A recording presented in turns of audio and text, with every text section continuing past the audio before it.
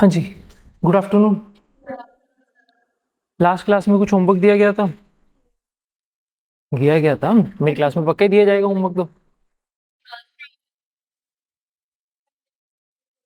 Tribes in Andaman Nicobar और Amazon forest से related homework था। तो कितने स्टूडेंट्स हैं जिन्होंने कंप्लीट कर लिया? हाँ जी, रहते हैं अभी? भूल गए क्लास के बाद कि होमवर्क नाम की कोई चीज होती है? आप थे लास्ट क्लास में मेरी? नहीं थे, आप फर्स्ट क्लास में है ना? आप तो थे, हो गए कंप्लीट? नहीं, क्लास में नहीं थे। हाँ जी, थी आप क्लास में। चलिए शुरू करें आज का न्यूज़पेपर। जिनका होमवर्क रहता है वो कंप्लीट कर लेंगे। नया होमवर्क आपको आज ही मिल भी जाएगा आगे, ठीक है जी। चलिए स्टार्ट करते हैं। और सबसे पहले हमारे पास न्यूज़ है related to Israel and Iran issue. कल के न्यूज़पेपर में भी थी, उससे पहले भी चल रही थी, बट आज थोड़ा इसे डीपली समझ लेते हैं, ठीक है जी। इसराइल ईरान इशू और रिसेंटली न्यूज़ में इसी वजह से था बिकॉज ईरान की तरफ से 180 मिसाइल्स जो हैं वो इसराइल के ऊपर लॉन्च की गई थी। अब ये 180 मिसाइल्स में मेजर जो मिसाइल्स थी वो थी बैलिस्टिक मिसाइल्स। अब ये समझना पड़ेगा कि ये बैलिस्टिक मिसाइल्स कौन सी हैं।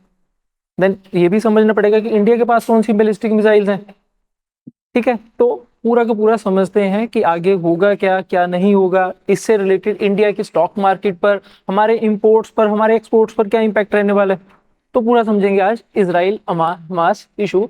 तो सबसे पहले देखते हैं मैप के ऊपर। दोनों ही रेड कलर में है, ईरान और ये रहा हमारा इसराइल, ठीक है। तो इसराइल को मैं दो पार्ट्स में डिवाइड करता हूँ, नदरन इसराइल और सदरन इसराइल।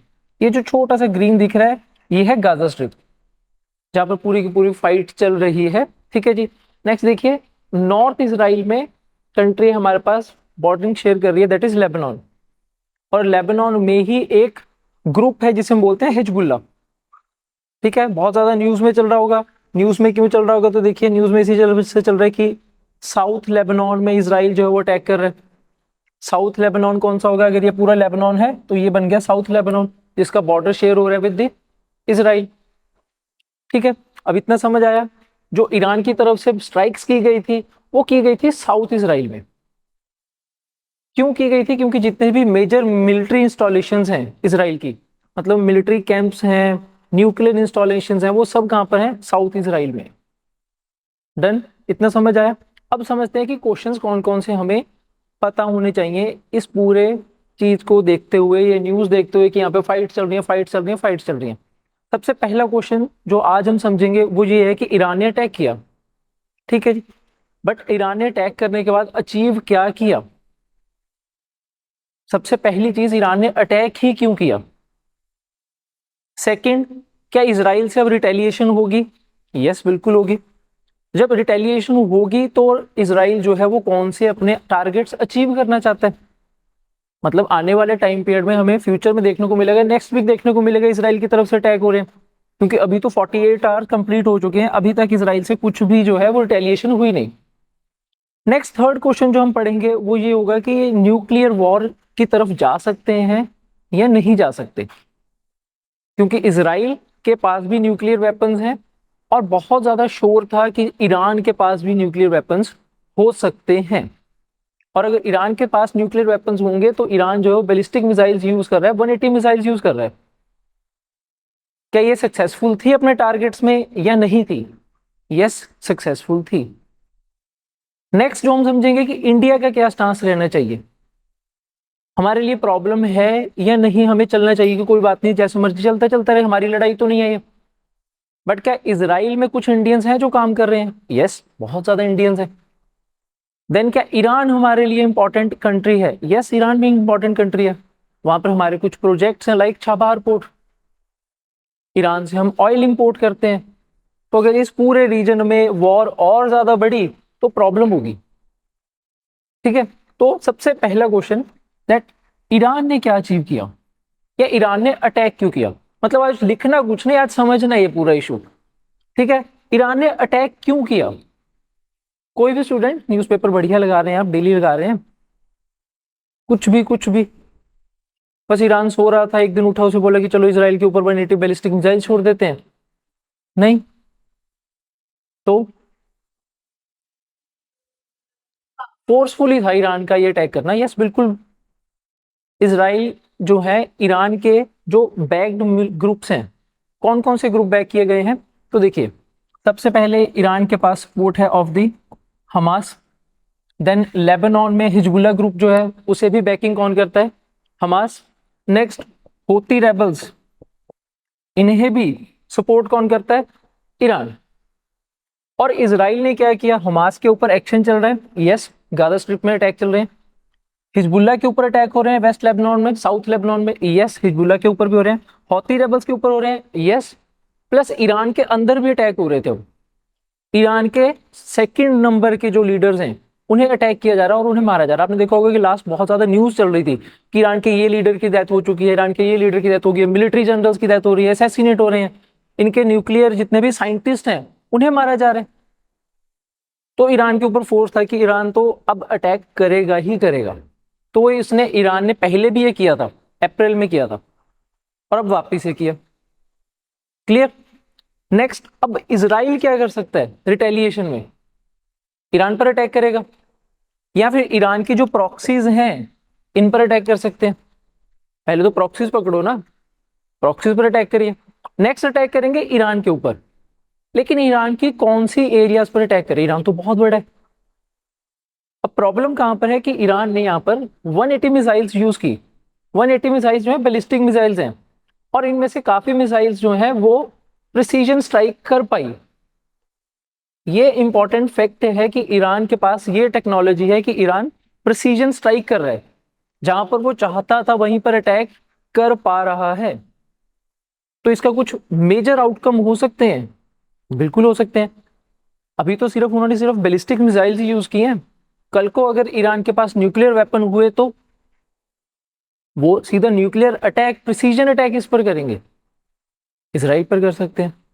तो पूरे के पूरे रीजन के लिए अब थोड़ी सी अलार्मिंग सिचुएशन है, समझ आया।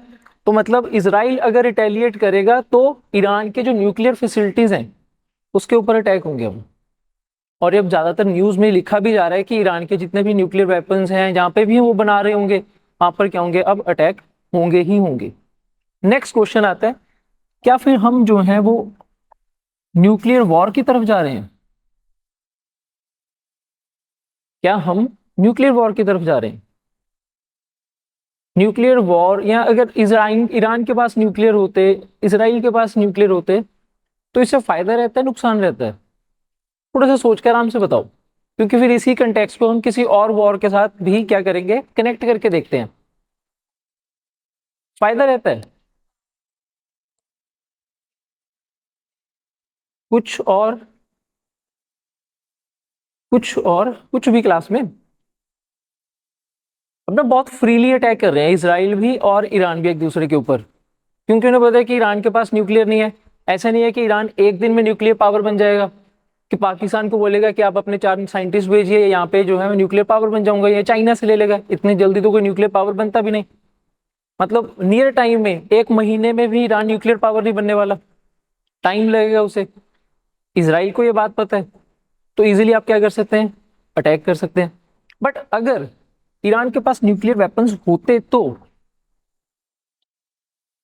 ईरान के पास प्रिसीजन स्ट्राइक है, तो कोई भी कंट्री दूसरी कंट्री के ऊपर अटैक करने से पहले एक बार जरूर सोचते कि इनके पास बैलिस्टिक्स मिसाइल हैं, प्रिसीजन स्ट्राइक कर सकते हैं, और इनके पास न्यूक्लियर वेपन्स भी हैं, कि अगर इनका इस कंट्री के ऊपर अटैक किया तो मतलब हम किसकी तरफ जा सकते हैं, न्यूक्लियर वॉर की तरफ जा रहे हैं।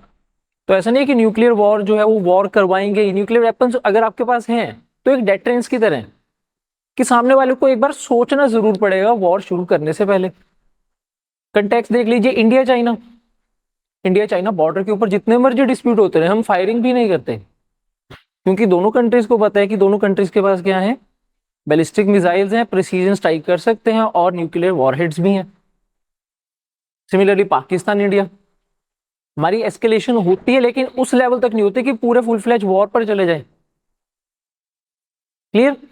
अब ये न्यूक्लियर वेपन जो है इसराइल के पास नहीं है, बट इसराइल के साथ में नेबर है पाकिस्तान, उनके पास तो है। और जब पाकिस्तान ने न्यूक्लियर वेपन बनाया तो उन्होंने ये नहीं बोला था कि ये पाकिस्तान का न्यूक्लियर वेपन है, वो बोलते थे कि ये ना इस्लामिक वर्ल्ड का न्यूक्लियर वेपन है, ये आज के बाद कोई भी इस्लामिक वर्ल्ड में इस्लामिक कंट्री के ऊपर अटैक करेगा तो देखिए हमारे पास इस्लाम को बचाने के लिए एक न्यूक्लियर वेपन है। इवन उन्होंने फंडिंग भी ली थी। पाकिस्तान में ना आप देखेंगे कि लाहौर में एक स्टेडियम है जिसे बोलते हैं गद्दाफी स्टेडियम, क्रिकेट के मैचेस होते हैं वहां पे। तो एक्चुअल में गद्दाफी था कौन? वो लीबिया का डिक्टेटर था। तो 1970s की बात चल रही है जब फंडिंग ली जाती थी बाकी इस्लामिक कंट्री से, चाहे वो डिक्टेटर ही हो, सऊदी अरेबिया से रिलेटेड हो, कोई भी कंट्री हो, कतर से हो, पैसे लिए जाते थे कि आप पैसे दो हम न्यूक्लियर वेपन बनाएंगे, और उसे शो किया जाता था कि ये न्यूक्लियर वेपन पाकिस्तान का नहीं है, किसका है? इस्लाम का है, इस्लामिक बॉम्ब है। ईरान भी इस्लामिक कंट्री है, पाकिस्तान नहीं देगा। ईरान अगर इस्लामिक कंट्री है, इस्लामिक कंट्री, तो फिर हमारे पास सऊदी अरेबिया भी है, जॉर्डन भी है, इराक भी है। ये भी कंट्रीज जो है किसकी सपोर्ट में नहीं है? ईरान की सपोर्ट में नहीं है। मतलब ईरान चाहता है कि ये पूरा का पूरा वॉर जो है, जो ईरान वर्सेस इजराइल है, इसे बना देते हैं रिलीजियस वॉर, कि एक साइड पर वेस्ट हो जाएगा और दूसरी साइड पर इस्लामिक कंट्रीज हो जाए। बट इससे फायदा ईरान को होगा, क्योंकि फिर पूरे इस्लामिक वर्ल्ड का लीडर बन के कौन आएगा सामने? ईरान। बट अभी इस्लामिक वर्ल्ड का लीडर कौन मानता है अपने आप को? Saudi Arabia. और इनके बीच में कंफ्लिक्ट भी है, शिया वर्सेस सुन्नी कंफ्लिक्ट, तो ये भी प्रॉब्लम रहती है। देन इंडिया क्या करे? अब हम क्या कर सकते हैं? हाँ जी, पीस के साथ। मतलब एक चीज तो हमें क्लियर हुई ना कि अगर आपके पास न्यूक्लियर वेपन्स हो तो सेकंड कंट्री जो है थोड़ा सा सोचेगा पहले। मतलब अगर रशिया यूक्रेन वॉर भी है, अगर यूक्रेन के पास न्यूक्लियर वेपन्स होते तो इतनी इजीली रशिया उसके ऊपर इन्वेड नहीं करता। तो ऐसा नहीं है कि न्यूक्लियर वेपन्स हैं तो ये कंट्री जो है लड़ेगी लड़ेगी। काफी बार nuclear weapons as a defence के भी काम आ जाते हैं, काफी बार डिफेंस के काम आ जाते हैं, काफी बार पाकिस्तान ब्लफ भी खेल देता है कि हम कश्मीर में जो मर्जी करते रहे, अगर आपने हम पर अटैक किया तो हम क्या लेके आएंगे? Nuclear weapon. बट इतनी जल्दी नहीं लाया जा सकता। ऐसा नहीं है कि आप न्यूक्लियर वेपन से अटैक करेंगे और सामने वाला नहीं करेगा। फिर इंडिया के पास तो जितने न्यूक्लियर वेपन्स होंगे वो सब निकलेंगे, तो डिस्ट्रक्शन तो दोनों साइड की होने वाली है। तो उसी से बचने की कोशिश की जाती है। ठीक है, अब देखिए जरा, ईरान ने 180 बैलिस्टिक मिसाइल्स यूज की। एक्चुअल में 180 वाला फिगर गलत है। ईरान ने सिर्फ जो है 180 बहुत लो टेक्नोलॉजी की मिसाइल्स यूज की। उससे जितना भी डिफेंस था इसराइल का सिस्टम, जो सैटेलाइट्स को या फिर आप कह सकते हैं मिसाइल्स को डिफेक्ट करते हैं, डिस्ट्रॉय करते हैं। ठीक है, ये जो आपने इमेज देखी है यही चल रहा है इनका, कि ईरान की तरफ से जो मिसाइल्स आ रही थी तो उन्हें क्या करेंगे, आयरन डोम है इसराइल के पास, तो उसे क्या किया जाता है, न्यूट्रलाइज किया जाता है।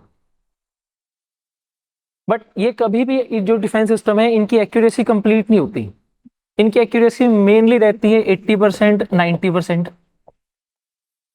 मीन्स अगर आपने 100 मिसाइल्स भी लॉन्च की तो 100 में से 10 तो कम से कम क्या करने वाली हैं, स्ट्राइक करेंगी। इंडिया ने भी सिमिलर बाय किया था, यस हमने रशिया से बाय किया था S-400, कि आज के बाद चाइना की तरफ से, पाकिस्तान की तरफ से कोई भी मिसाइल आ जाए हम उसे रास्ते में ही क्या कर देंगे, डिस्ट्रॉय कर देंगे। बट इसकी एक्यूरेसी मैंने बताई है 80 to 90% ही है। तो अगर आप बल्क में जो है वो क्या करेंगे, मिसाइल्स लॉन्च करेंगे, तो वो तो ऑटोमेटिकली क्या करने वाले हैं, स्ट्राइक करेंगे ही करेंगे। बट क्या ईरान के पास इतनी ज्यादा मिसाइल्स हैं कि वो फिर से इसराइल के ऊपर अटैक कर पाए? नहीं है, यही ब्लफ है। ईरान के पास प्रिसीजन स्ट्राइक वाली बैलिस्टिक मिसाइल्स इतनी ज्यादा नहीं है। लेटेस्ट अगर इंडिया का भी डेटा देखोगे ना तो इंडिया के पास भी 180 बैलिस्टिक मिसाइल्स नहीं होंगी। ईरान इंडिया से बड़ी पावर तो नहीं होगा, तो मैं कह रहा हूं इंडिया के पास भी 180 बैलिस्टिक मिसाइल्स नहीं होंगी अग्नि सीरीज वाली। अग्नि सीरीज हमारी बैलिस्टिक मिसाइल्स हैं। तो मतलब ये क्या यूज करते हैं कि चलो कुछ खराब वाली भेज दो ज्यादातर, और बीच में 10-12 क्या कर दो, अपनी अच्छी टेक्नोलॉजी वाली भेज दो। उनका जो डिफेंस सिस्टम है वो एंगेज हो जाएगा कि चलो इन्हें भी मार लें, इससे भी मार लें। लेकिन बीच में से आपकी फिर क्या निकल के आएगी, अच्छी टेक्नोलॉजी वाली, न्यू टेक्नोलॉजी वाली बैलिस्टिक मिसाइल आएगी और वो अटैक कर देती है। डन, समझ आया पूरा का पूरा इशू। अब आते हैं इंडिया क्या करे, क्योंकि मेनली क्वेश्चन इसी पे आएगा कि हम क्या करें। इंडिया के लिए लेसन्स क्या हैं, इंडिया के लिए लेसन्स क्या है इसमें, कि हम क्या करें यहाँ पे। हम कुछ सीख सकते हैं, कुछ नहीं सीख सकते। क्या ये जो पूरा का पूरा वॉर है इजराइल और ईरान का, ये ग्लोबल कन्फ्लिक्ट में जाने वाला है, नहीं जाने वाला। क्या रशिया हेल्प कर सकता है ईरान की, क्योंकि इजराइल की हेल्प के लिए तो यूएस ही बैठा हुआ है यहाँ पर। क्या रशिया हेल्प कर सकता है, बट रशिया खुद भी तो फंसा हुआ है यूक्रेन वॉर में। क्या चाइना हेल्प कर सकता है, क्या चाइना ओपनली हेल्प नहीं करेगा बट इनडायरेक्ट वे में हेल्प कर सकता है, यस कर सकता है। तो मतलब ये अभी नियर टाइम में आपको ये वाला जो पूरा का पूरा कन्फ्लिक्ट है ये रिजॉल्व होता नहीं मिलेगा, ये और ज्यादा बढ़ता हुआ मिलेगा, क्योंकि अब जो है इसराइल ने वापस अटैक करना है और ईरान कह रहा है कि अगर आप अटैक करेंगे तो हम वापस रिटेलिएट करेंगे। तो ये तो कन्फ्लिक्ट बढ़ेगा अभी, और इसके बढ़ने की वजह से प्रॉब्लम है इंडियंस के साथ, क्योंकि इंडियंस जो हैं वो बहुत बड़े नंबर में इसराइल में काम कर रहे हैं। ऑलमोस्ट 18,000 इंडियंस हैं जो इसराइल में हैं, 10,000 हैं जो ईरान में हैं, और ये पूरे रीजन में आप देखेंगे सऊदी अरेबिया कतर वाले में तो 90 लाख के अराउंड इंडियंस इसी रीजन में है। तो प्रॉब्लम हमारे लिए, इन्हें फिर इवैक्यूएट भी करना पड़ेगा अगर ये पूरा रीजन किस में चला गया, वॉर में चला गया।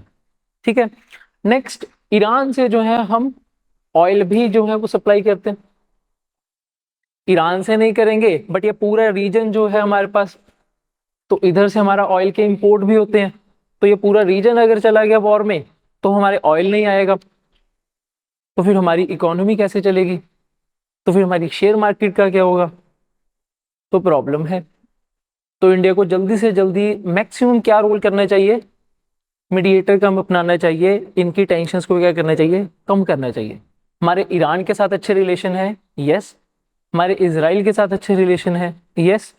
कि रादर देन कि एक छोटा सा conflict, regional conflict global conflict बन जाए, इसे जल्दी से जल्दी क्या किया जाना चाहिए, खत्म किया जाना चाहिए। ठीक है, तो ये न्यूज़ थी और इसी से रिलेटेड हमारे पास एक्सप्लेन्ड पेज पे, तो वो मैंने आपको पूरा समझाया।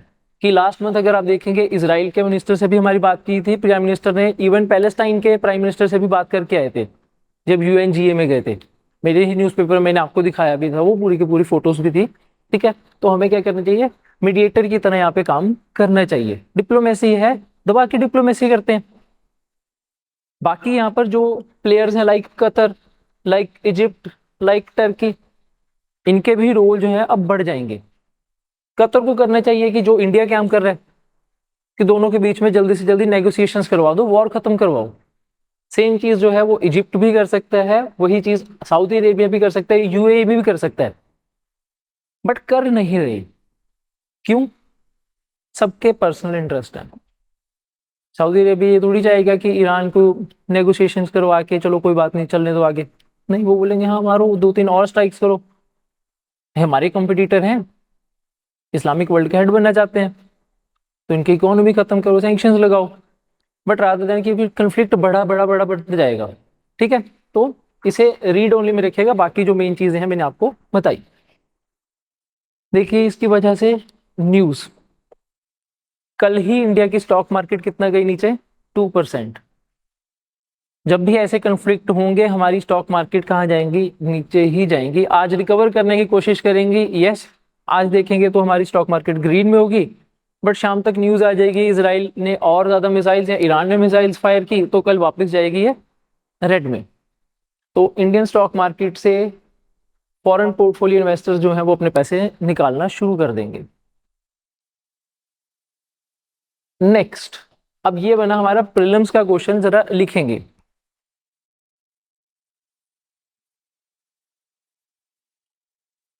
So UK cedes Chagos Islands sovereignty to the Mauritius, keep the base, India hails the deal। अब ये पहले आइलैंड्स कहाँ पर हैं, मॉरिशस को क्यों दिए गए वो समझते हैं। ये जरा मैप देखिए, इंडियन ओशियन, इंडियन ओशियन में बिल्कुल नीचे चलेंगे तो ये रहा मॉरिशस। ठीक है जी, यहीं पे हमारे पास मालदीव्स हैं, थोड़ा सा यहाँ पे हमारे पास लक्षद्वीप आइलैंड्स हैं। तो यहाँ पर 58 आइलैंड्स हैं जिन्हें हम बोलते हैं चैगस आइलैंड्स। अब ब्रिटेन के पास थे आइलैंड्स, यूके के पास थे, क्यों?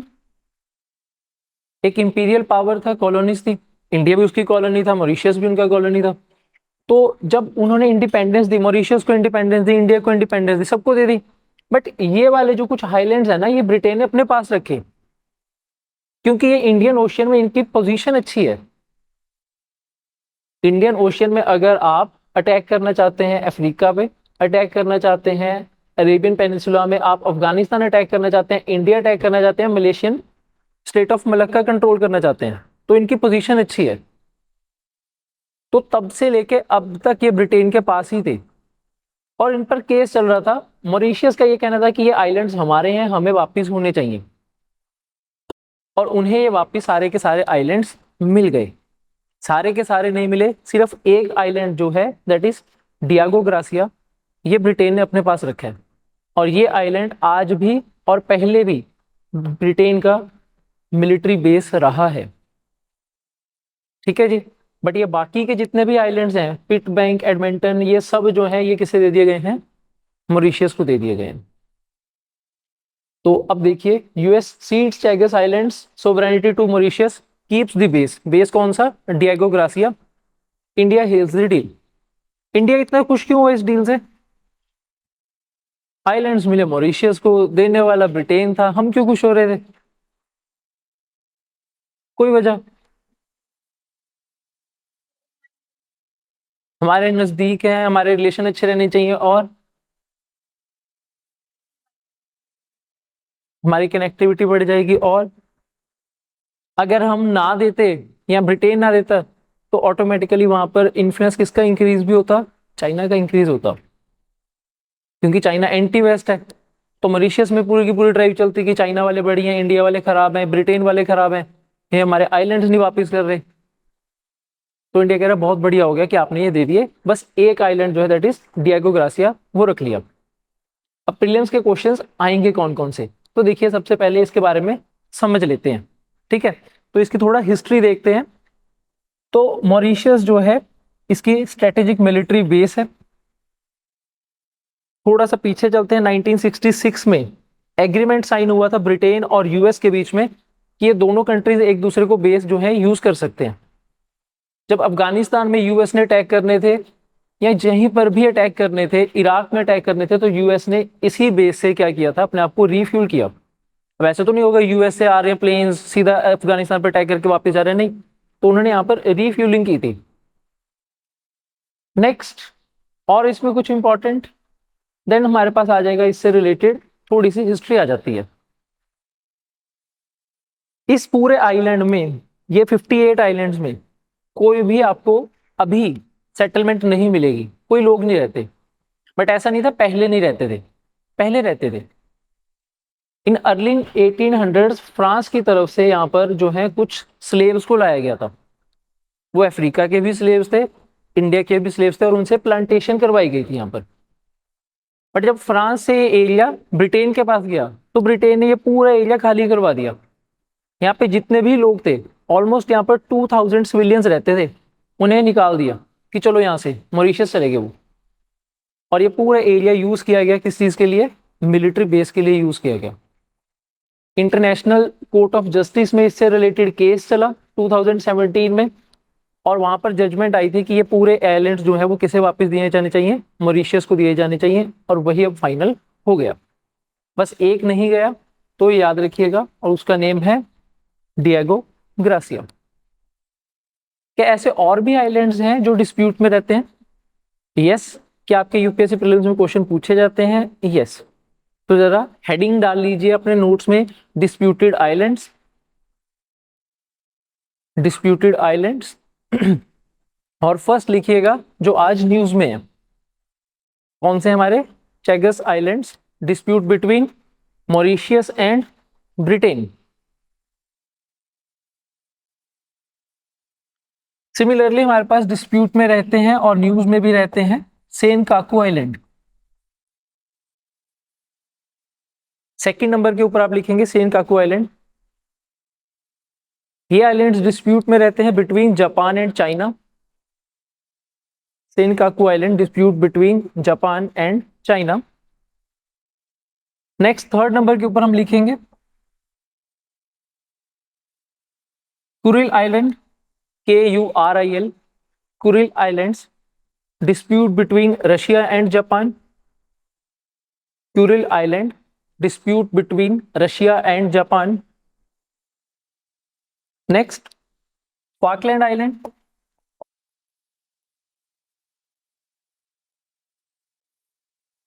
Falkland island dispute between Argentina and Britain. Dispute between Argentina and Britain. Next लिखिए फिफ्थ नंबर के ऊपर हमारे पास है Spratly islands.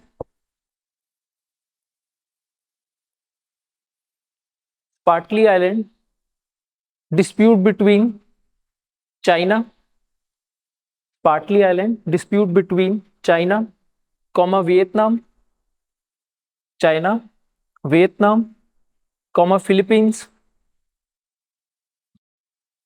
Comma Malaysia and Brunei. Malaysia and Brunei. Then next लिखिए Paracel islands. Paracel islands PARCEL, Paracel islands dispute between China, dispute between China Vietnam and Taiwan. तो ये हमें islands जो जो डिस्प्यूट में रहते हैं उनके बारे में पता होने चाहिए। जैसे जैसे डिस्प्यूट्स खत्म होते जाएंगे तो पता चलता रहेगा। ठीक है जी। जो फॉकलैंड आइलैंड है इसका भी बहुत ज्यादा डिस्प्यूट है, अर्जेंटीना और ब्रिटेन। कहाँ पे ब्रिटेन है और कहाँ पे अर्जेंटीना? साउथ अमेरिका में। अर्जेंटीना के बिल्कुल साथ में एक छोटा सा आइलैंड है, वो ब्रिटेन के पास ही है। और अर्जेंटीना भी ये कहता रहता है कि आपका तो नहीं है, हमने इंडिपेंडेंस ली तो हमें मिलना चाहिए, बट वो डिस्प्यूट चल रहे हैं। तो ब्रिटेन ने, फ्रांस ने काफी ऐसे छोटे छोटे आइलैंड्स हैं जो स्ट्रेटेजिक इंपॉर्टेंट है, जिनकी एरियाज कंट्रोल करने आपने, तो इस वजह से रखे हुए हैं अपने पास। ठीक है जी। आगे चलते हैं। Next the American alternative. Next the American alternative. और ये जो न्यूज है it is related to China's belt and road initiative. कुछ बताइए बेल्ट एंड रोड इनिशिएटिव के बारे में। चाइना का बहुत अच्छा प्रोजेक्ट है या नहीं है? अभी पता नहीं। तो देखिए चाइना का एक प्रोजेक्ट है that is belt and road initiative. इसके अंडर चाइना जो है सभी कंट्रीज को प्रोवाइड करते हैं लोन्स। इजी हो गया। ये जो लोन्स प्रोवाइड होंगे इनसे आपने बनाना है इंफ्रास्ट्रक्चर। और बढ़िया चीज है, फिर तो बहुत बढ़िया प्रोजेक्ट है ये चाइना का। लोन प्रोवाइड हो रहे हैं इंफ्रास्ट्रक्चर बनाने के लिए, रोड्स बनाओ, डैम बनाओ, सब चीजें बनाओ। बट ये सिलेक्टिव कुछ कंट्रीज के लिए है, मतलब वो कंट्रीज जिनकी पूरे वर्ल्ड में कहीं पर जो है स्ट्रेटेजिक लोकेशन है। चाइना ने चूज किया श्रीलंका। श्रीलंका की इंपॉर्टेंस इंडियन ओशियन, श्रीलंका की इंपॉर्टेंस इंडिया। तो श्रीलंका में एक पोर्ट बनाने के लिए पैसे दिए गए under belt and road initiative, Hambantota port. उन्होंने दिए बिलियंस ऑफ डॉलर्स कि ये रखो और ये पोर्ट बनाओ। और ये पोर्ट बनाने के बाद हमारे पास 99 ईयर्स की लीज के ऊपर हमारे पास ये पोर्ट रहने वाला है। अब वो पोर्ट एक्चुअल में कभी भी इकोनॉमिकली वायबल ही नहीं था, मतलब जितने उसके ऊपर पैसे लगाए जा रहे थे और जितनी उससे इनकम होती, वो अगले 100 ईयर्स छोड़ो 200 ईयर्स में भी पैसे ना निकलते। प्रॉफिट तो दूर की बात है ना। बट चाइना ने वो दिए लोन। और फिर बाद में हुआ क्या? वो हम्बनटोटा पोर्ट किसे देना पड़ा? श्रीलंका को, चाइना को देना पड़ा। अब चाइना वहां पर जो मर्जी करे, अपनी मिलिट्री प्रेजेंस इंक्रीज करे, तो प्रॉब्लम किसके लिए हो गई? इंडिया के लिए। कि हम तो सोच रहे थे कि चाइना को टैकल करेंगे। सिमिलरली पाकिस्तान में गवादर पोर्ट दिए, पाकिस्तान को भी पैसे लोन्स कि ये लोग गवादर पोर्ट बनाओ तुम, और पाकिस्तान की इकोनॉमिक क्राइसिस पहले से ही है, तो प्रॉब्लम होगी। अब गवादर भी किसे देना पड़ा? दो जी पाकिस्तान चाइना को, तो इंडिया के साउथ में चाइना, वेस्ट में चाइना, सिमिलरली म्यांमार में भी ऐसे ही देने वाले हैं। तो ये चाइना अपने बेल्ट एंड रोड इनिशिएटिव में जो लोन्स दे रहा है ना, तो इसमें गड़बड़ है। ये लोन्स जो हैं इनमें ट्रांसपेरेंसी नहीं है, पहली बात तो करप्शन है। यस, जो भी गवर्नमेंट इनके लोन्स, हो सकता है कि कोई गवर्नमेंट बोले कि हम इसका पार्ट नहीं बनना चाहते बेल्ट एंड रोड का, वो नेक्स्ट गवर्नमेंट को किसी भी मीन से एक्सेप्ट करवा देंगे। करप्शन हो रही है इसमें, ट्रांसपेरेंसी नहीं है, तो प्रॉब्लम है। तो इंडिया क्या कर रहा है, इंडिया बेल्ट एंड रोड का पार्ट नहीं है और ना ही इंडिया बनना चाहता है। ये नहीं है कि इंडिया इंफ्रास्ट्रक्चर बिल्ड नहीं करना चाहता, इंडिया लोन्स नहीं लेना चाहता। अब लोन्स, अगर सपोज करो कि कोई कंट्री लोन ले रही है आपसे और आपको पता चला कि ये कंट्री जो है लोन वापस रीपे नहीं कर सकती, तो आप क्या कर सकते हैं उसके लिए? कंट्री ने लोन लिया, वो लोन वापस रीपे नहीं कर पा रही, कुछ अच्छा भी होना चाहिए। मतलब इंडिया ने सपोज करते हैं लोन दे दिया नेपाल को, तो हम ये तो नहीं बोलेंगे कि पूरा का पूरा नेपाल हमारा।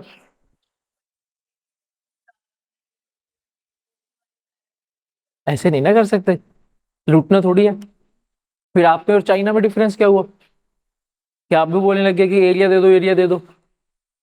फिर ऐसे लोग चाइना से ही लोन ले लें, फिर अमेरिका के पास क्यों जा रहे हैं? ऐसे ही चाइना ने अफ्रीका में भी कर दिए, लोन्स दे दिए, बांट दिए सभी कंट्रीज को। मतलब जो पूरी इकोनॉमीज हैं उन्हें लोन ऐसे ऐसे दिए जा रहे हैं कि जो नेक्स्ट 100 ईयर्स में वो वापस नहीं कर सकते। इतने इतने बड़े बड़े रेलवे स्टेशन बनाए जा रहे हैं, रोड लाइन बनाई बनाई जा रही हैं, बट उसका कोई इकोनॉमिक वाइबिलिटी नहीं है। बस यही है कि इन्हें डेट ट्रैप में फंसा दो, ये लोन वापस नहीं कर पाएंगे तो वो करेंगे जो हम बोलेंगे। एक नया तरीका आप कह सकते हैं कि इन कंट्रीज को कॉलोनी बनाने का। पहले की तरह नहीं ना जाएंगे कि आर्मी लेके जाएंगे, अटैक करेंगे, हरा देंगे, कैप्चर कर लेंगे, नहीं। पैसे दो, डेट ट्रैप में फंसा दो और बोलो कि भाई जब तक पैसे नहीं आ रहे तब तक हमारे। तो प्रॉब्लम चाइना के साथ यही है, ये जो लोन्स देते हैं ना, इसमें ये अपने डेप्ट जो है, इंटरेस्ट पेमेंट जो है, उसे नहीं छोड़ते। ये कहते हैं कि लोन जो है इसे वापस रीनेगोशिएट कर लीजिए। मतलब आपने कोई इंफ्रास्ट्रक्चर बनाना था, आपको 100 बिलियंस का लोन दिया, आप कह रहे हैं कि सर वापस नहीं कर सकता मैं, तो चाइना ये बोल देगा कि लोन तो इतने का ही रहेगा, इतने ही पैसे वापस करने आपने, हाँ रीनेगोशिएट कर लो, 1 साल के बाद मत देना, 2 साल के बाद दे देना। इतनी जल्दी किसी इकोनॉमी जो है वो रिवाइव तो नहीं होती। तो अब कंट्रीज जो हैं वो चाइना के बेल्ट एंड रोड इनिशिएटिव के अंडर जो लोन्स आ रहे हैं उसका क्या फाइंड आउट करने की कोशिश कर रहे हैं, ऑल्टरनेटिव। और वो ऑल्टरनेटिव है कौन? अमेरिका। अमेरिका की तरफ से कुछ जो हैं वो इनिशिएटिव्स लिए गए हैं कि कंट्रीज को बताया जाए कि जरूरी नहीं है कि पैसे के चक्कर में चाइना के बीच में फंस जाओ, आपको एक ऑल्टरनेटिव देते हैं। लोन्स ही चाहिए तो लोन्स किससे ले लो आप? अमेरिका से ले लो, ठीक है। तो ऑल्टरनेटिव है क्या, तो लिखिए अमेरिका ऑल्टरनेटिव, नेम लिख लीजिए, international development finance, IDF, international development finance.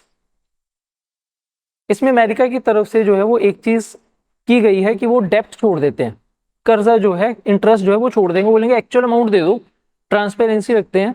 और ये आईडीएफ के अंडर ही अमेरिका ने श्रीलंका में काफी प्रोजेक्ट्स लॉन्च भी किए हैं। और श्रीलंका को ठीक भी लग रहा है कि यार अब इन्हें पैसे वापस अगर देने हैं तो इंटरेस्ट नहीं देना है तो माफ भी कर देंगे, जैसे आईएमएफ करता है, वर्ल्ड बैंक करता है। बट क्वेश्चन आपके लिए जो होमवर्क आएगा आज का, इंडिया ने भी ऑल्टरनेटिव दिए थे, India's alternative for belt and road initiative. मतलब कंट्रीज ने इंफ्रास्ट्रक्चर तो बनाना ही है, तो हमने जापान के साथ मिलकर भी किया था। एक तो आप सिंपल लिखेंगे India's initiatives against belt and road, next आप लिखेंगे alternative of belt and road initiative. मतलब ग्लोबली सभी कंट्रीज ने मिलकर भी कुछ किया होगा कि चाइना को कंटेन किया जाए। डन। तो होमवर्क है, एक तो आप प्रोजेक्ट का नेम पता करेंगे जो इंडिया ने लॉन्च किया था to tackle belt and road initiative. Next आप सेकंड है ग्लोबल इनिशिएटिव्स और कौन कौन से हैं बेल्ट एंड रोड इनिशिएटिव के ऑल्टरनेटिव्स के रूप में। ठीक है जी। तो आईडीएफ की यहां पर बात की गई है, US international development finance, China की तरह नहीं है, इसमें डेप्ट जो है वो वापस फॉरगिव कर दिया जाता है और ट्रांसपेरेंसी है। बस ये बताने की कोशिश की गई है इसमें। आगे चलते हैं जी। No efforts to implement directions से सुप्रीम कोर्ट। और यहाँ पर एक ऑर्गेनाइजेशन की बात की जा रही है और वो ऑर्गेनाइजेशन है CAQM। तो जरा कॉपी में नोट डाउन कीजिए, प्रीलिम्स के लिए इंपॉर्टेंट है। CAQM फुल फॉर्म है commission for air quality management. Commission for air quality management.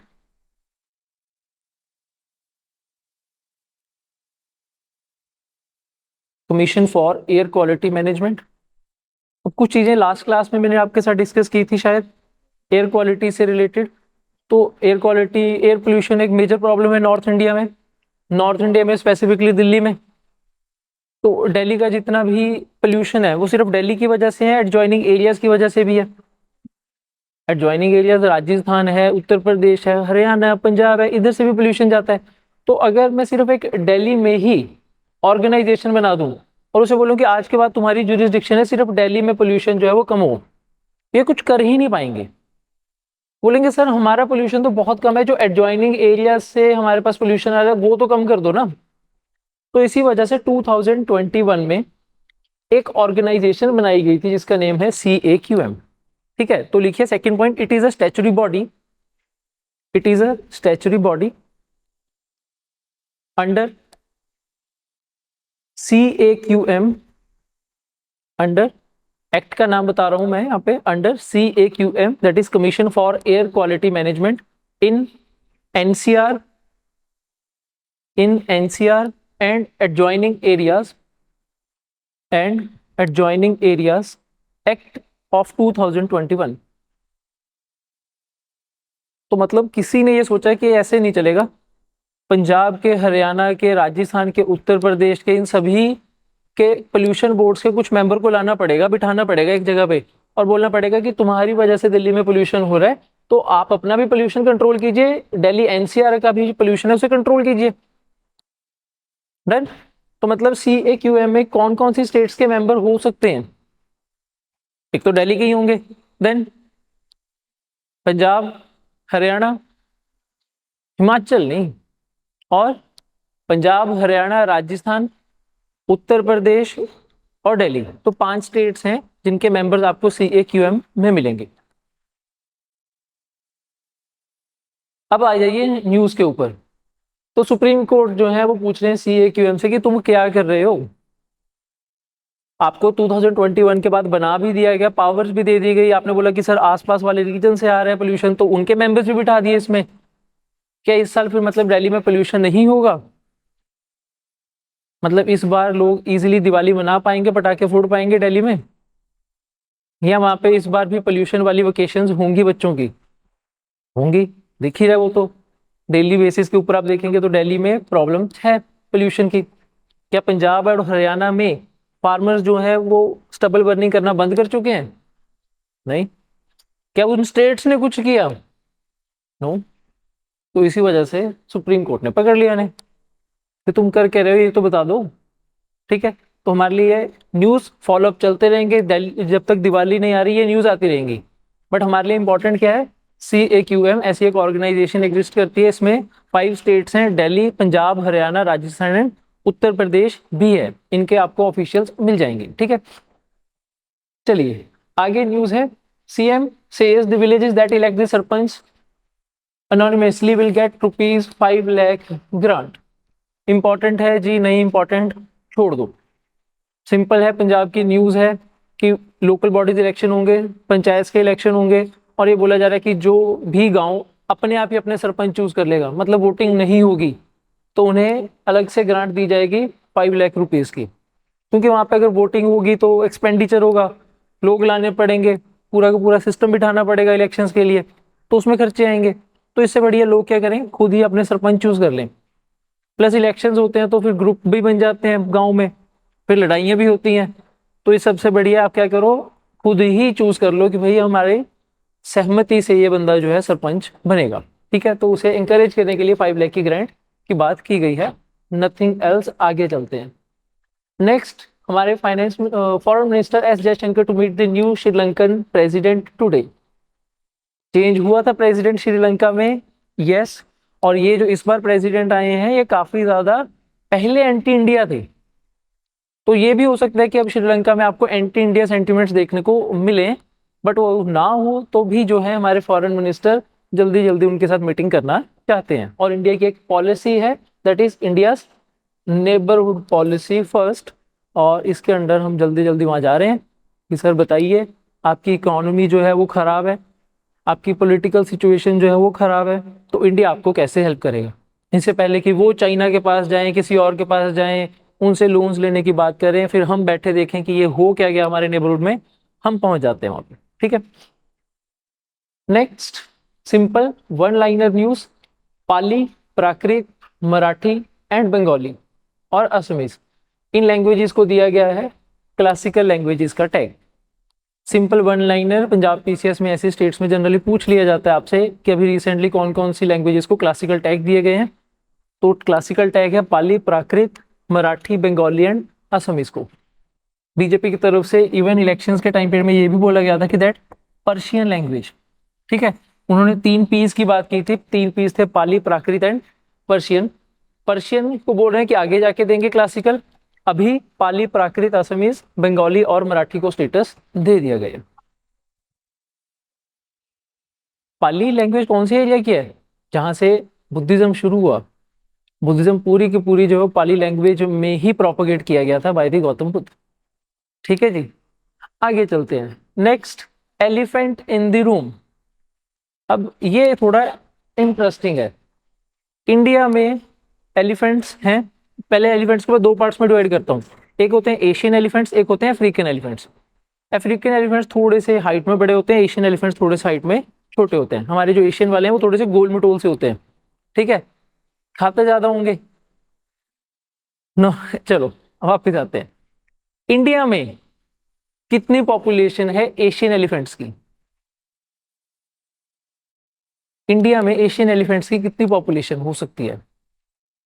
Asian elephant मतलब एशिया में मिलते होंगे, मतलब एशियन एलिफेंट्स की 60% पॉपुलेशन सिर्फ इंडिया में है। 60% पॉपुलेशन इंडिया में है। अब इन एशियन एलिफेंट्स को अगर आपने काउंट करना है कि इनके नंबर्स कितने हैं, तो 2 तरीके हैं, डायरेक्ट मेथड और इनडायरेक्ट। डायरेक्ट में क्या होगा, हाथी दिख रहा है काउंट कर लो, 1 2 दिख गए 2 काउंट कर लिए आगे बढ़ गए। इनडायरेक्ट मेथड क्या होगा, कैसे काउंट करके, इनडायरेक्ट। इनडायरेक्ट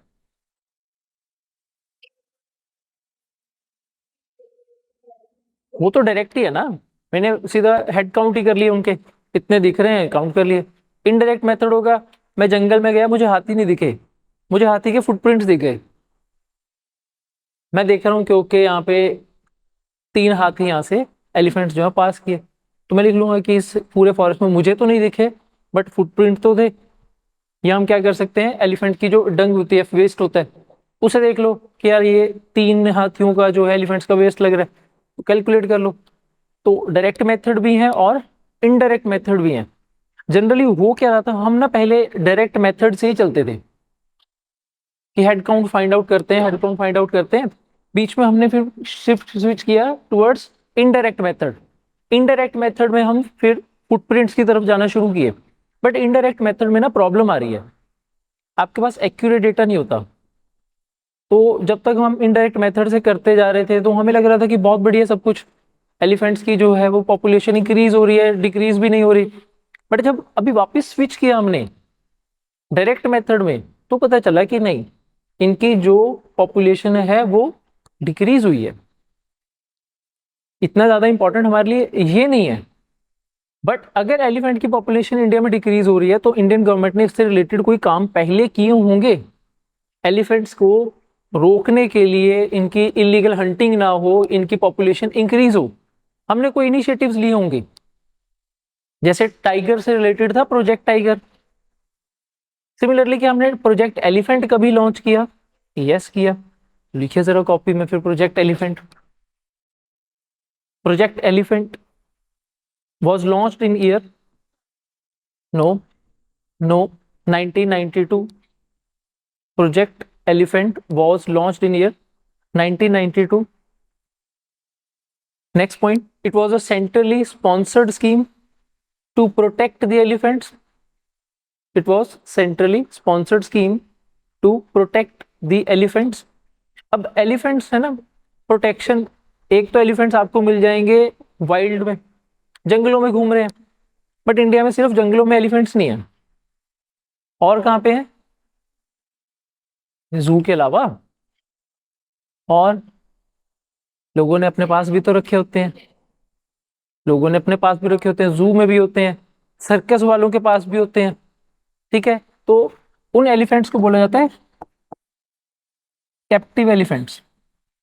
तो जो प्रोजेक्ट एलिफेंट था ना, इसमें हमने जो वाइल्ड में एलिफेंट्स हैं उनकी पॉपुलेशन और उनके वेलफेयर, प्लस कैप्टिव एलिफेंट्स के वेलफेयर की भी बात की है, कि ये ना हो कि इन्हें भूल जाएं, इन्हें भी तो वाइल्ड से लाए जाएंगे, ठीक है। बहुत इजी रहता है कैप्टिव एलिफेंट्स की अगर काउंटिंग की बात हो, ये तो पता ही चल जाता है कितने लोगों के पास है कितने लोगों के पास नहीं है, बट वाइल्ड वाले जो हैं वो फाइंड आउट करने में बहुत प्रॉब्लम आती है हमारे पास। कोई इंटरनेशनल इनिशिएटिव हो इससे रिलेटेड, एलिफेंट से रिलेटेड, जो आपके यूपीएससी में भी पूछा जा चुका हो? यस, तो लिखिए MIKE program, MIKE, MIKE program, full form लिख लीजिए monitoring of illegal killing, monitoring of illegal killing of elephant. Mike program was launched by CITES, CITES in 2003.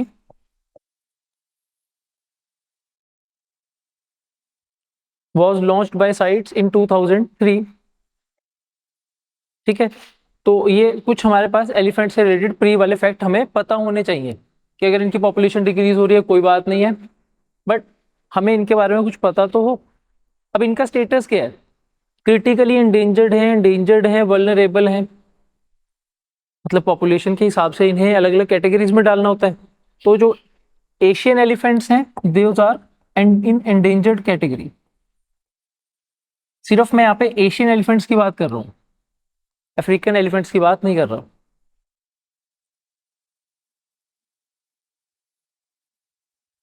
Done. Next news है फ्रॉम नॉर्थ बिहार, और north Bihar में एक problem है, that is floods. क्यों आते हैं फ्लड्स बिहार में इतने ज्यादा, और बिहार में भी सिर्फ नॉर्थ बिहार में बहुत ज्यादा फ्लड्स आते हैं। और एक रिवर है Kosi, that is known as the sorrow of Bihar. हर साल उसमें आपको क्या मिलेंगे, फ्लड्स आएंगे ही आएंगे। तो एक बार ना बिहार को जरा मैप देखते हैं, तो ये देखिए जरा मैप बिहार का। बिहार के साथ प्रॉब्लम ये है कि बिहार में बहुत ज्यादा रिवर्स फ्लो कर रही हैं, और ये ज्यादातर रिवर्स कहाँ से आ रही हैं, नेपाल से, ग्लेशियर्स से इनका आपको देखने को मिलेगा ओरिजिन।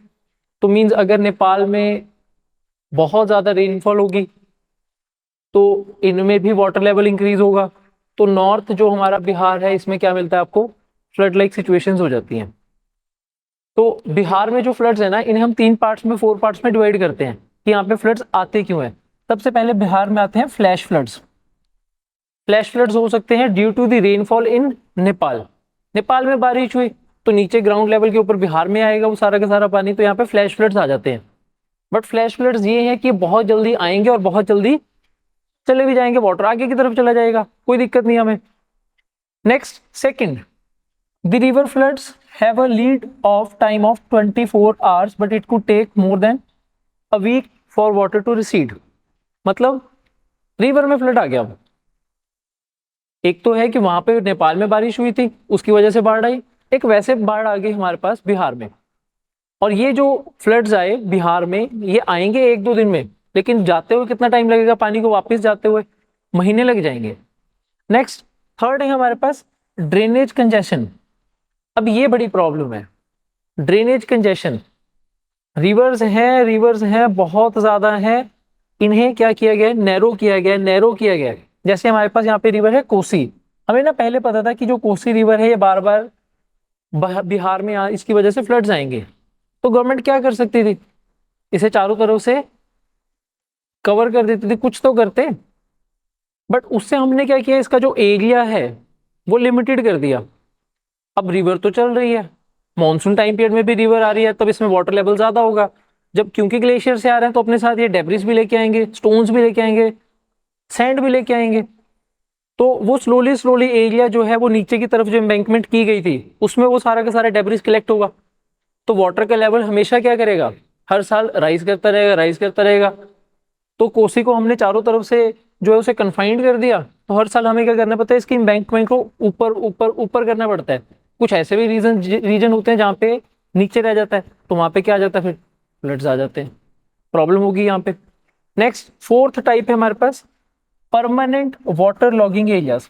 अब ये परमानेंट वाटर लॉगिंग एरियाज ये भी इंपॉर्टेंट है। परमानेंट वाटर लॉगिंग एरियाज मतलब जहाँ पे वाटर हर साल रुकेगा ही रुकेगा, जब भी बारिश होगी पानी आएगा, यहाँ पर पानी जो है रुकना ही वाला है। और इसकी मेन रीजन क्या हो सकती है यहाँ पर, इलीगल एंक्रोचमेंट्स। लोगों को पता है कि यहाँ पर पानी आएगा, बट तो भी लोगों को क्या दिया जा रहा है, वहां पर रहने की जगह दी जा रही है, लोग वहां पे अपने घर बना लेंगे। तो फिर क्या होगा, जब भी बारिश आएगी डूब जाएंगे। तो फिर उन लोगों को क्या करना पड़ेगा, इवैक्यूएट करना पड़ेगा।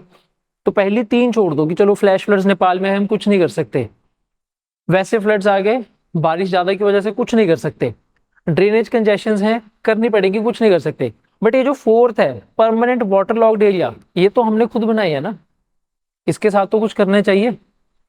बट इसके लिए भी गवर्नमेंट कुछ भी अभी नहीं करती, और इसी वजह से नॉर्थ बिहार में आपको हर साल ही क्या मिलते हैं, फ्लड मिलते हैं। साउथ में नहीं मिलते, नॉर्थ में मिलते हैं। और ये फ्लड की वजह मेनली जनरली पहले हमारे पास 1980s में ना कोसी रिवर को माना जाता था, तो कोसी की क्या की गई, एम्बैंकमेंट की गई। बट एम्बैंकमेंट की वजह से हमने उसका एरिया जो था फ्लड प्लेन्स वो कन्फाइंड कर दिए। तो स्लोली स्लोली हमें हर साल जो है यहाँ पर क्या करना पड़ा, इसे इंक्रीज करना पड़ा, क्योंकि लेवल जो है 5 इंच हर साल बढ़ता रहा रिवर का, और एम्बैंकमेंट करनी पड़ गई। तो ये कोई परमानेंट सोल्यूशन ना मिला हमें। तो क्या हम बिहार की ज्योग्राफी चेंज कर सकते हैं, नहीं। बिहार की ज्योग्राफी ऐसी है, यहाँ पे रिवर्स तो आएंगी आएंगी, गंगा की ट्रिब्यूटरीज हैं, गंडक है, बागमती है, कोसी है, महानंद है, ये तो हम चेंज नहीं कर सकते। तो मतलब क्या बिहार अगले 25 ईयर्स में भी यहाँ पे फ्लड्स ही आते रहेंगे हम, मतलब इंडिपेंडेंस के हमारे 100 ईयर्स कंप्लीट हो जाएंगे उसके बाद भी बिहार में फ्लड्स ही आ रहे हैं, तो ये तो अच्छी बात नहीं हुई। तो फिर वे आउट बताइए, वे आउट बताइए। अब हम बन गए ब्यूरोक्रेट, ले गए हमें बिहार। तुम तो तैयारी के टाइम पीरियड में बहुत ज्यादा बोलते थे ये कर देंगे वो कर देंगे, बताओ भी बिहार में फ्लड्स आ रहे हैं, क्या करें बताओ। आप ये भी नहीं बोल सकते कि नेपाल को बोल दो पानी वहीं पे रखे अपना, यहाँ पे नहीं आने चाहिए, वो भी प्रैक्टिकल पॉसिबल नहीं है। तो क्या करें। हाँ जी। और क्योंकि इन्होंने एंड कुछ नहीं बताया, इन्होंने एंड में यही बोला कि देखो लोगों में अवेयरनेस ले आते हैं, ठीक है जी, क्विक रिएक्शन होना चाहिए, ट्रेनिंग दे देते हैं लोगों को कि फ्लड्स आ जाएंगे। मतलब ये तो ये मान के बैठे कि फ्लड्स आएंगे आएंगे। बट मैं इस पे नहीं जाता, मैं आप पे जाता हूँ। आप बताओ आप क्या करोगे।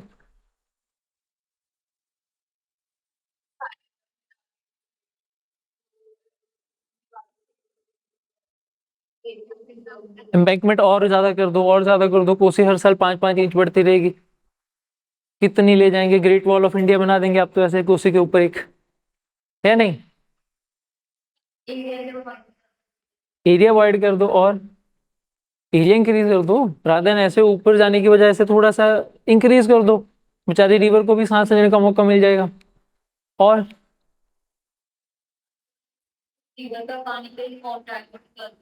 हाँ डाइवर्ट कर दो कोसी से, डाइवर्जन भी तो की जा सकती है, यस। बराजिस बना दो, बराजिस मतलब डैम मत क्रिएट करो, रादर देन क्रिएटिंग डैम आप वाटर का फ्लो जो है वो कंट्रोल कर लो। नेपाल से शुरू हो जाइए कि अलग अलग बराजिस यहाँ पे बनेंगे, वाटर का फ्लो कंट्रोल करेंगे कि अगर निचले वाले जो एरियाज हैं वहां पर फ्लड लाइक सिचुएशंस ना हो। ये कर सकते हैं। इंटरलिंकिंग ऑफ रिवर्स क्या एक कंसेप्ट है, बिल्कुल है। केन बेटवा वाला प्रोजेक्ट हमारा जो चल रहा है वो कंप्लीट नहीं हुआ, क्या यहाँ पे इंटरलिंकिंग ऑफ रिवर्स नहीं कर सकते। मतलब कोसी में इतना पानी होता है और साउथ इंडिया में कुछ रिवर्स होती हैं उनमें बिल्कुल पानी नहीं होता, मतलब बिहार वाले लोग पागल हो जाएंगे पानी की वजह से, साउथ वाले सूखे की वजह से पागल हो रहे हैं, और हम सोच रहे हैं कि इंडिया डेवलप क्यों नहीं कर रहा। तो मतलब अब थोड़ा सा प्रैक्टिकल लगता है गवर्नमेंट का वो वाला कंसेप्ट कि रिवर्स इंटरलिंक कर दो, बट उसमें भी कुछ प्रॉब्लम्स हैं। तो मतलब छोटा सा आपका रिसर्च वर्क का काम है, that is interlinking of reverse. ठीक है, इंटरलिंकिंग ऑफ रिवर्स कुछ नहीं करेंगे, लिखना कुछ नहीं है इसके बारे में, सिर्फ पढ़ना है। क्लास में भी डिस्कस करेंगे, बट इसके बारे में पढ़ना जरूर है कि हमें थोड़ी सी नॉलेज हो कि इंटरलिंकिंग ऑफ रिवर की बात क्यों की जा रही है। आगे चलते हैं, आज की last news. India, Nepal and Bangladesh sign a pact to facilitate cross border power trade. Nepal में इलेक्ट्रिसिटी प्रोड्यूस होगी और उसे सेल किया जाएगा, बांग्लादेश उसे सेल किया जाएगा इंडिया। तो एक साइन किया गया है पैक्ट बिटवीन थ्री कंट्रीज, अच्छी चीज है। यस, इससे नेपाल जो है इसे काफी ज्यादा जो है रेवेन्यू जनरेट होगा एनुअली, 9.2 मिलियन जो है एनुअल जनरेशन कर पाएंगे रेवेन्यू, तो उनकी इकोनॉमी अच्छी रह जाएगी। बस नेपाल ने क्या करना है, इलेक्ट्रिसिटी प्रोड्यूस करनी है, इंडिया के ग्रिड में आके उसे सप्लाई कर देनी है, इंडिया उसे फर्दर सप्लाई कर देगा बांग्लादेश को, या अगर इंडिया ने खुद यूज करना है तो खुद यूज कर लेगा। तो ये न्यूज है हमारे पास लास्ट वाली। ठीक है जी, तो यही था आज का न्यूज़पेपर। होमवर्क क्या क्या दिया गया आज आपको? हाँ जी, इंटरलिंकिंग ऑफ रिवर्स, ये कंसेप्ट थोड़ा बढ़िया है, कंसेप्ट मेंस में आ जाता है इंटरलिंकिंग ऑफ रिवर्स। लिखना कुछ नहीं, सिर्फ समझना है। और हाँ जी, global initiatives against belt and road initiative. ठीक है जी, चलिए।